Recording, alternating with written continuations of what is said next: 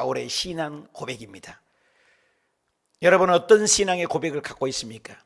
교육자를 받을 때마다 항상 신앙 고백을 받습니다. 여의도 순복음교회 시험 볼 때도 교육자들에게 당신의 신앙 고백을 말하십시오.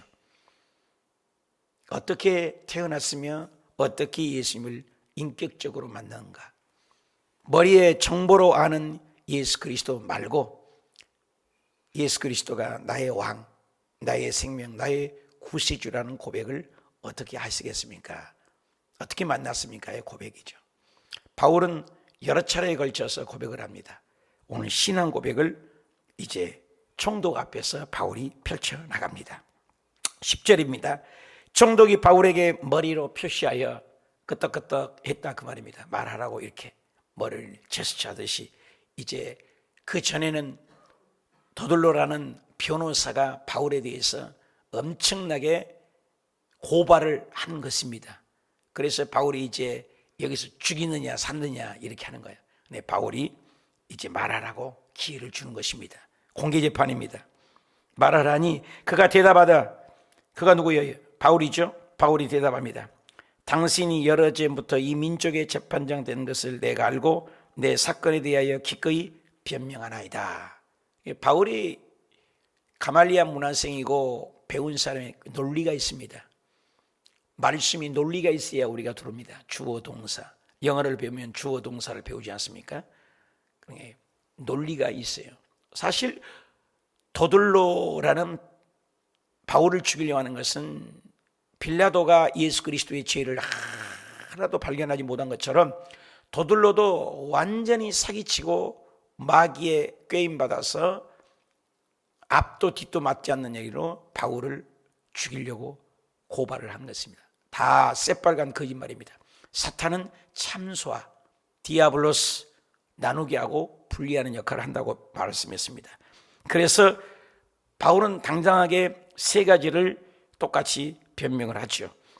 11절 당신이 아실 수 있는 바와 같이 내가 예루살렘 에비아로 올라간 지가 이틀밖에 안 되었습니다. 첫째, 더들로는 많은 사람을 충동질해서 유대교회에 모아서 로마가 지금 전 세계를 지배하고 있는 배경입니다. AD 53년, 60년 계속해서.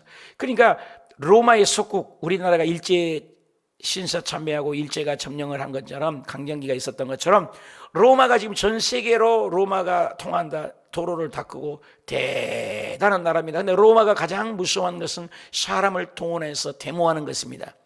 이 스트라이크를 이루는 것을 이걸 눈여겨보는데 더들로는 그것을 해서 바울이 많은 사람을 충동질해서 로마에 대항을 했다 해서 로마 시민권이 있는 바울을 어떻게 척결하지 못해서 이게 많은 사람을 동원했다고 합니다. 그런데 바울은 지금 정확하게 얘기합니다. 내가 에베아로 올라간 지가 열 이틀이다. 여러분 12일 가지고 어떻게 사람을 동원합니까? 그동안에 내가 예루살렘에 산 사람도 아니고 저는 아시아에서 터키 지역에 있는 소아시아에서 있는 사람이고 여기 있지 않는 사람인데요. 아니 도착한 지가 열 이틀밖에 안 됐는데 어떻게 내가 그 많은 사람을 동원해서 로마에 대항을 하고 유대교를 대항하고 했겠습니까? 논리가 맞는 거죠. 앞도 뒤도 안 맞는 얘기를 더들로가 했던 것을 당장하게 떳떳하게 얘기를 하죠. 난 열 이틀밖에 10일밖에 안 됐는데 뭐 어디서 사람을 내가 무슨 제재로 동원해서 이렇게 하겠습니까? 12절 그들은 내가 성전에서 누구와 변론하는 것이나 내가 성전에서 누구와 변론하는 거나 또 회당 또는 시중에서 무슨 소동을 하는 것을 얘기해 보십시오. 증거를 대십시오. 증거가 없어요. 누가복음과 사도행전을 기록하면서 아주 의도적입니다. 누가가 의사잖아요. 의사는 공부를 많이 했잖아요. 그러니까 예수 그리스도의 십자가에 처형 당하셨을 때의 고난이 바울에게도 똑같이 있고 또 저와 여러분에게도 그런 고난이 있는 것을 의도적으로 기록을 한 거죠. 대단하죠? 13절 이제 나를 고발하는 모든 일에 대하여 그들이 능히 당신 앞에 내세울 것이 해보십시오. 없다는 거예요. 떳떳한 것입니다. 잠언에 보면 의인은 사자같이 담대하느니라. 오늘날 한국 교회가 세속화 되었기 때문에 세상에 힘이 없는 겁니다. 간단해요. 거룩이 임인 것입니다. 청결하고 깨끗하고 떳떳하면 자신감이 있잖아요.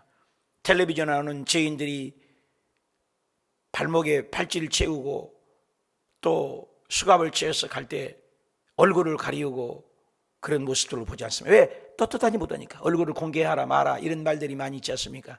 그러나 우리가 죄가 없을 때는 담대한 거죠. 바울은 죄가 있기 때문에 떳떳하게 얘기를 하는 거죠. 담대한 거죠. 저와 여러분이 사탄 마귀가 우리가 끊임없이 과거를 가지고 정신병과 우울증의 특징이 뭐라겠어요? 과거에 붙잡혀 있는 것입니다. 정태기 목사님의 심리학을 공부해 보면은 그 상담학을 인간의 학문을 공부하지 않습니까? 거의가 정신병과 불면증과 이런 것들은 과거의 트라우마나 이런 것들이 사건이 반드시 있습니다. 우리 교회에 가끔 어떤 자매님이 정신이 좀 안 좋아서 약을 먹고 오는데 멍하니 계세요. 너무나 안타까워요. 그 뭐냐? 트라우마가 분명히 있어요. 트라우마가 없이 정신병이나 우울증, 불면증 오지 않습니다. 그래서 여러분은 자꾸 우리가 카타르시스 현상이 있어야 돼요. 부르짖고 동성으로 기도하고 털어볼 건 털어야 되는 거예요. 그래서 가끔씩 우리가 금식 기도하고 금요철야 때는 우리가 통성 기도를 하자고 하잖아요. 통성 기도. 입 다물고 같이 기도하지 말라는 거예요. 입을 벌려 기도하라는 거예요. 여의도 순복음교회가 50년, 60년밖에 안 됐지만 장로교회는 100년이 넘었는데도 성장한 이유는 전라도나 경상도나 그 어려운 사람들이 서울에 와서 생선 비린내가 펄펄 났다고 그러잖아요. 그 장사하는 그런 어려운 분들이 한이 서려 있는 거예요. 못 살고 굽고 가난하니까. 그래 장사하다가도 예배 시간에 오면 수요일이나 금요일날 보면은 여의도 순복음교회 보면은 밑에 의자 밑에 막 생선 냄새 나고 그걸 덮어놓고 예배를 드릴 정도로 그렇게 서민들 교회입니다. 우리 예수 그리스도께서 VIP에 대해서 복음 전한 적이 거의 없어요. 창녀와 세리와 죄인들의 친구라고 얘기합니다. 복음은 배부르고 등 땄을 때 뭐 복음이 들어갑니까? 먹고 살기에 누리기 바쁘지. 성경에도 누가복음 16장에도 부자와 가난한 자 있을 때 부자가 복음이 들어갑니까? 구약에는 보이는 현상적인 축복을 많이 얘기하지만 신약에 와서 한 번도 물질이 축복이라는 얘기를 예수님이 한 번도 한 적이 없습니다. 아예 먹을 것, 입을 것, 마실 것을 걱정하지 말라. 마태복음 6장 23, 5절에 이하 얘기하잖아요. 그리고 디모데에서는 아예 돈을 사랑해서 일만 악의 다 뿌리가 된다고 했습니다. 모든 것이 돈의 물질, 황금, 막는 유일의 소속에 쓰여 있는 것이다. 오늘날 교회가 힘이 없는 것은 옛날에는 가난해도 없어도 떳떳하고 거룩하고 깨끗하고 청결하겠다 그 말인 것입니다. 오늘 우리 교회가 회개할 것은 우리가 세속화되어 있지 않는가요? 깨끗하지 못하는 거예요. 세상에 하고 똑같단단 말이에요. 법을 지키려면 우리도 법을 잘 지켜주고 교회가 뉴스화에 들 때마다 얼굴을 못 들고 마음이 아프고 그럽니다. 우리 똑같은 다 형제 아닙니까? 너무나 정부에 대해서 물론 할 말은 해야 되지만 신사적으로도 할 수 있습니다. 그냥 뭐 너무나 아픈 것은 어떤 목사님 입에서 뭐 개, 돼지, 소 막 그냥 막 쌍스러운 욕을 하면서 하는 거 보면은 그건 아니죠. 그러다 저다 한 번 했다면 몰라요. 말 끝마다 그냥 막 그 매도질을 하는 것은 아니 됩니다. 바울이 한 번도 욕한 적 없어요. 복음을 전할 때. 우리 예수 그리스도께서 바리새인 사두개인들에 대해서 한 번은 했죠. 이 독사의 자식들을 한 번 한 적은 있습니다만은 항상 그런 건 아니잖아요. 근데 노상 뭐 지금 내게 카톡 들어오고 뭐 단체 방 들어오고 막 오는 거 보면은 막 입에 담지 못할 욕들을 합니다. 여러분 거룩해야 합니다. 교회는 거룩한 공동체입니다. 그리고 거룩으로 이겨야 합니다. 그걸 얘기하는 거죠. 바울이 조목조목 얘기합니다. 당신들이 있는 것을 나는 없지 않냐. 흠잡을 게 없는 거예요. 떳떳한 거예요. 떳떳하니까 힘이 있는 거죠. 그러니까 14절에 그러나 이것을 당신께 내가 고백을 하겠습니다. 내가 그런 것들은 더들로가 지금 얘기했던 것은 조목조목 모았다. 뭐 또 증거가 있다. 증거 대보십시오. 없는 거예요. 그러면서 내가 당신에게 나는 고백할 것입니다. 나는 그들이 이단이라고 했는데 하는 도를 따라 내가 이단이라고요. 이단 좋습니다. 또 따져 조상들의 나도 하나님을 저분들이 믿는 그 하나님 나도 믿습니다. 똑같은 하나님인데 내가 왜 이단입니까? 그리고 그들이 율법 저 율법자 박사입니다. 율법 박사. 어렸을 때부터 율법을 지켰습니다. 그리고 선지자의 글에 기록한 것 저도 다 믿습니다. 그럼 내가 이단입니까? 이단은 안 믿는 거죠.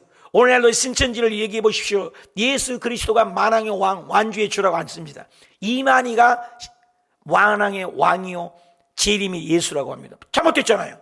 박대선 장로라는 분이 있었습니다. 그분이 예수입니까? 예수를 믿습니다. 아니잖아요. 다 인간이잖아요. 우리 오늘날 믿지만 조영기 목사님 하나님이라고 믿습니까? 아니에요. 하나님의 목사님으로 믿습니다. 맞잖아요. 이단이 아니에요.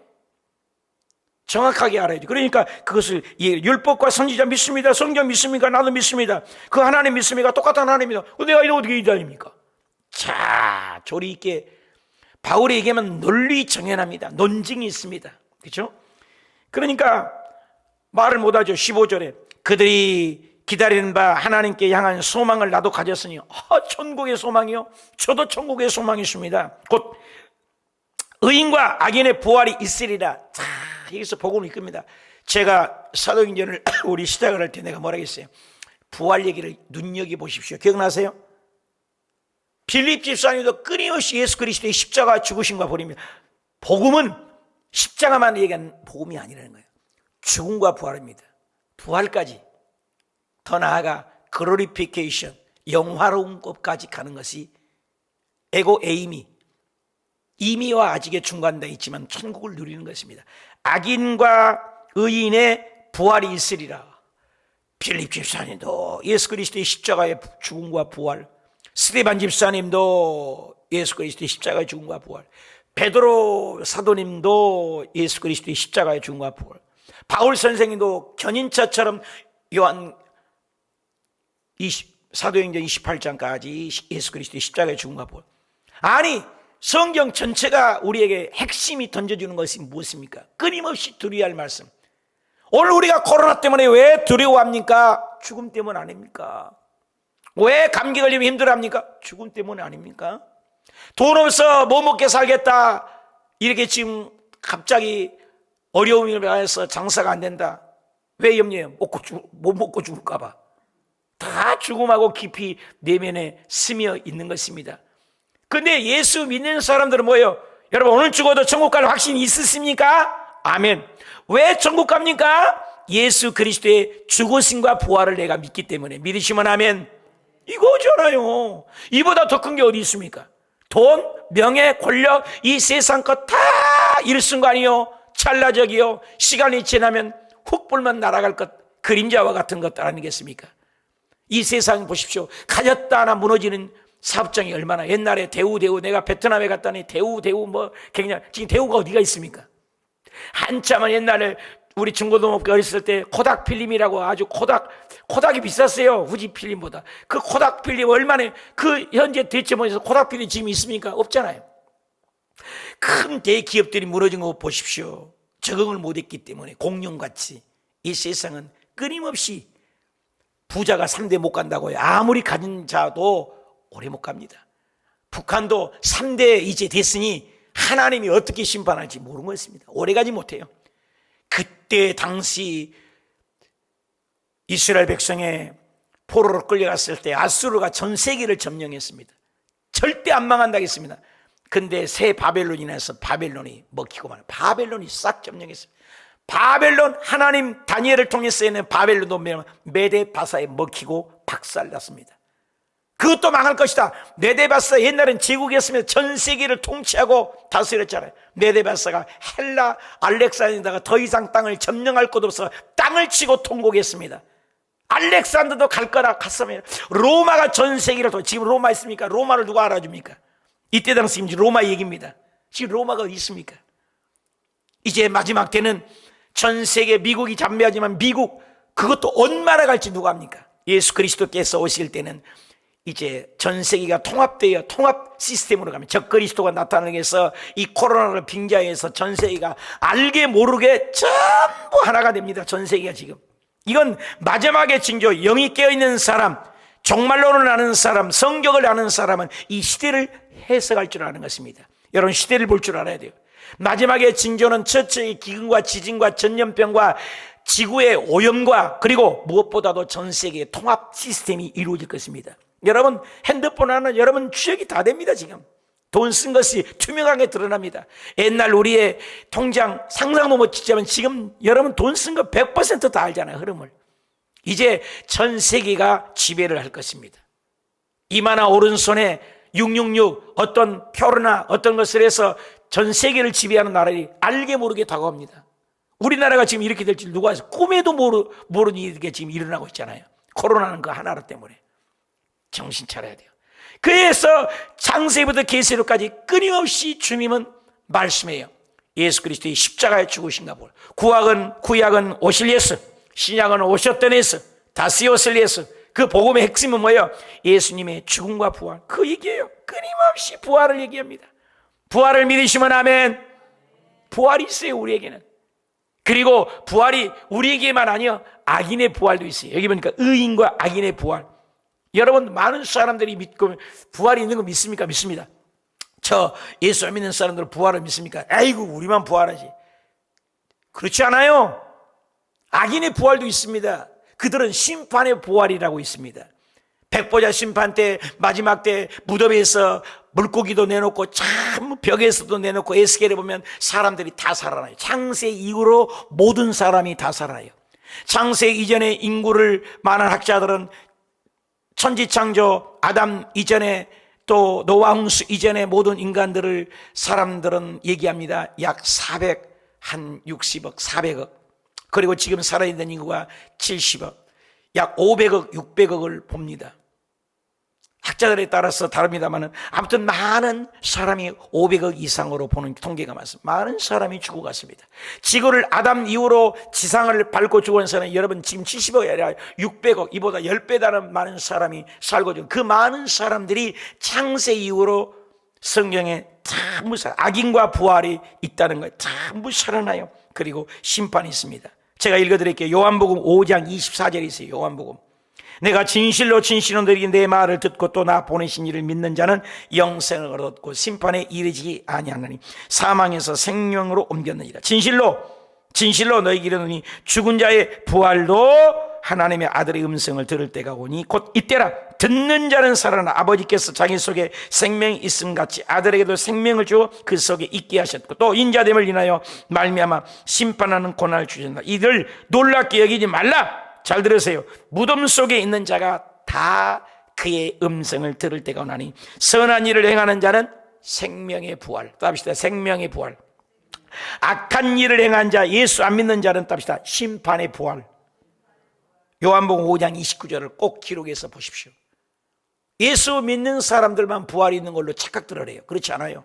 예수 믿지 않는 모든 사람이 이 세상에 태어난 사람 다 살아요. 그리고 심판을 받게 돼요. 그들은 너가 언제 죄 지었지, 언제 예수 안 믿었지, 어느 시대 어느 때 필름을 싹 보여줍니다. 그러나 우리 예수 믿는 사람이 한마디라도 전도하고 전도지라도 전하고 말로 전한 것 전부 찍어 놓습니다. 그래서 우리가 하나님 일을 해야 하는 것입니다. 믿고 안 믿고는 둘째 문제고 우리는 복음을 전해야 돼요. 왜? 하나님의 일이기 때문에, 하나님의 일 때문에 우리가 태어난 것입니다. 그래서 우리 예수 믿는 사람은 생명의 부활, 심판의 부활이 아닙니다. 우리는 영생의 부활, 그리고 우리는 상급에 의하여 부활되지만 예수 안 믿는다는 심판받기 위해서 부활된다. 이것을 나는 믿는다. 바울의 신앙 고백을 떳떳하게 전합니다. 여러분 어디 가서 예수님을 정확하게 전할 수 있는 자신감 있습니까? 전하고 계십니까? 나는 어떠한 상황 누구한테도 하나님의 예수님의 구원의 확신과 생명의 부활, 악인의 부활을 정확하게 전합니까? 심판을 전합니까? 천국 지역을 외치고 있습니까? 나만 잘 믿고 내 새끼만 잘 되고 우리 가정만 잘 되기 위해서 기도합니까? 여러분의 기도 제목 지경은 얼마나 넓습니까? 잘 생각해 보세요. 16절 이것으로 말미암아 나도 하나님과 사람에 대하여 항상 양심에 꺼리낌이 없다. 답시다. 양심에 꺼리낌이 없다. 얼마나 멋있습니까? 나는 믿음의 신앙인입니다. 지금 그들이 얘기했던 것은 다 허구입니다. 나는 내 양심을 쫓아 하늘으로 부끄럼 없이 하나님의 말씀을 따라 살았으니 내가 뭔 죄가 있습니까? 17절 여러 해만 해도 내가 내 민족을 구제할 것과 재물을 가지고 나는 하나님의 모금운동에서 아시아에서 모든 고린도 교회나 빌립보 교회나 그런 교회에서 모은 헌금을 가지고 그 구제헌금을 이 예루살렘에 얼마나 가물었습니까? 얼마나 어려웠습니까? 그래서 예루살렘에 나는 구제헌금을 가서 갖다가 도와지는 것. 18절 그 헌금을 드리는 중에 내가 결례를 다 행했고 모임도 없었고 소동도 없었고 성전에 있는 것을 그들이 다 보았는데 그러나 아시라부터 어떤 유대인들이 있었지 않습니까? 나를 따르는 유대인들이 똑같은 유대인들인데 내가 복음을 외치지 아니하고 정직하게 살지 않고 양심에 꺼리낌 있게 내가 살았고 그리고 이단의 괴수처럼 그들처럼 증언이 있으면 그들이 따라와서 함께 나를 독려해 죽였을 텐데 함께 따라온 유대인들이 나를 고발했습니까? 아니잖아요.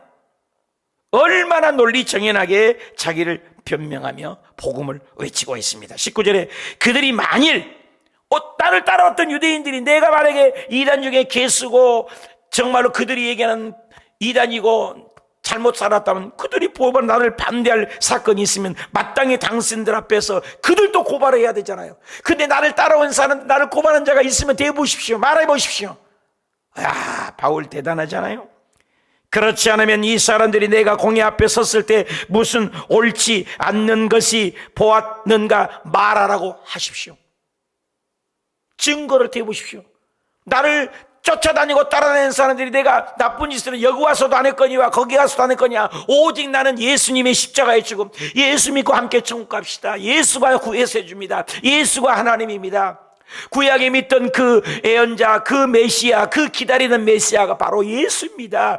구약의 모든 선지자가의 글, 율법의 글, 그리고 모든 사건의 글이 오실 예수. 근데 그 예수님이 오셨습니다. 그분을 내가 담의 속에서 만났습니다.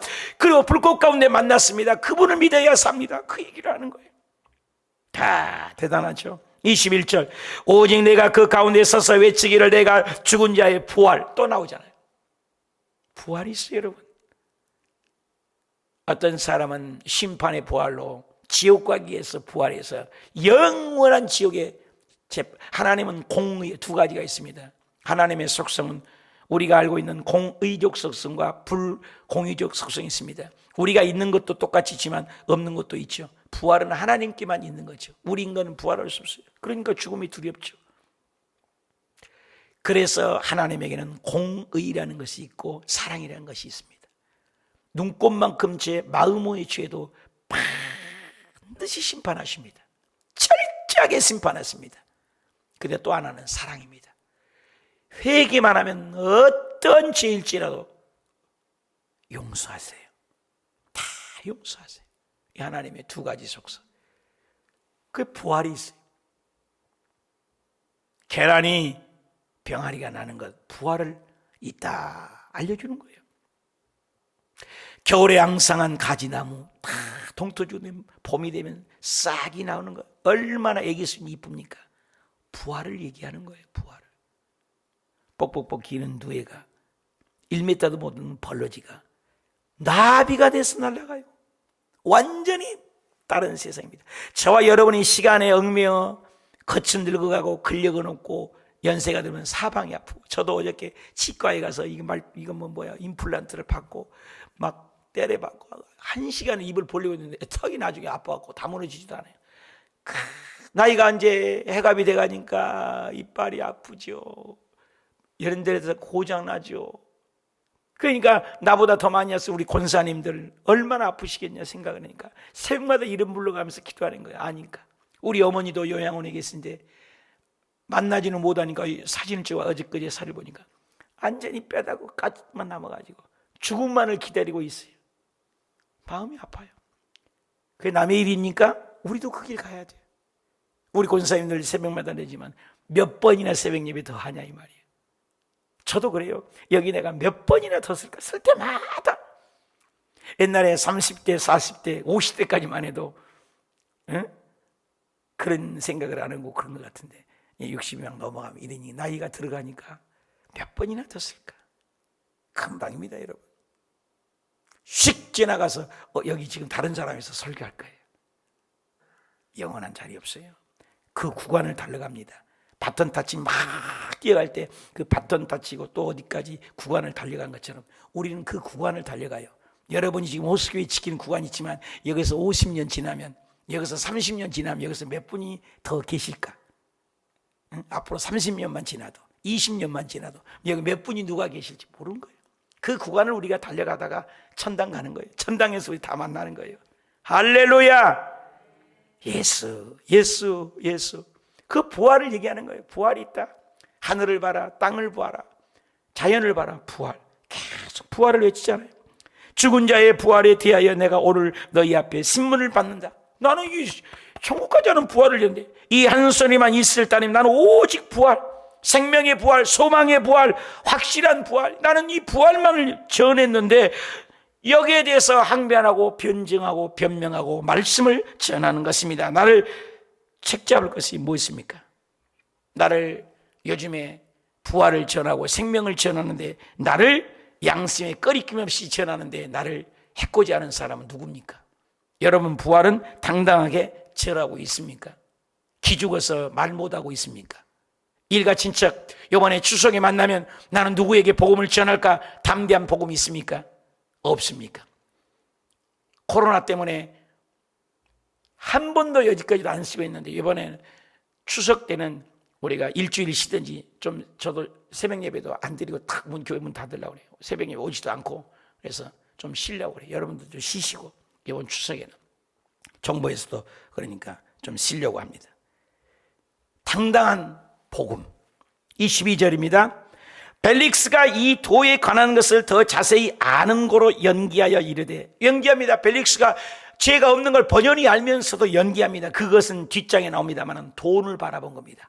바울하고 복음에 대한 관심이 있어서가 아니라 자꾸 얘기를 하면서 돈을 원합니다. 전부 그때나 지금이나 배후에는 돈이죠. 이르되 전부장이 루시아가 내려오거든 너희 일을 처결하라 미룹니다. 죄가 없으면 풀려줘야 될 거 아닙니까? 백부장에게 명하여다. 23절 바울이 지키되 자유를 주고 그의 친구들이 그를 돌아보아 주는 것을 금하지는 말아라. 바울은 펠릭스, 베스토, 루기오 이런 모든 총독의 핑계를 대면서 그들이 복음을 전하지만 그들의 중심 속에는 야심, 욕심, 정치적인 야망, 이것 때문에 바울을 괴롭힙니다. 그렇지만 그런 모든 과정 속에 또 40명이 바울을 죽이려고 하는 그런 과정, 그런 악들이 있었지만 하나님은 그 악을 통해서 합력하여 선을 만들어 바울이, 만약에 바울이 복음을 전하고 그들에게 고소 고발 당하고 그 다음에 40명이 죽이려고 안 했다고 해봅시다. 바울이 총독에게 복음을 전하겠습니까?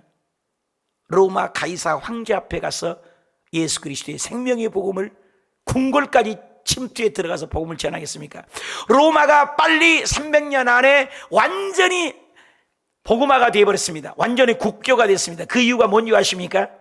예수 그리스도 믿는 사람의 거룩성과 하이클래스의 복음이 더 멋있게 들어갔다는, 궁궐에 들어가고 윗사람들에게 예수 그리스도가 소개되었다고 합니다. 사랑하는 여러분, 우리도 이 복음이 지금 이 시대에 청와대에 들어가야 되고 국회에 들어가야 되고 연예인에게 들어가야 되고 정치, 경제, 군사, 모두 방송 영역에, 모든 영역에 예수 생명의 부활이 들어가야 될 줄 믿습니다.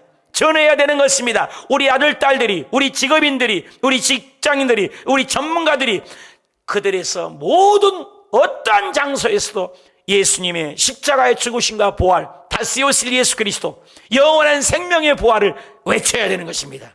코로나 때문에 주저하지 마시죠. 복음은 주저한 적 없습니다.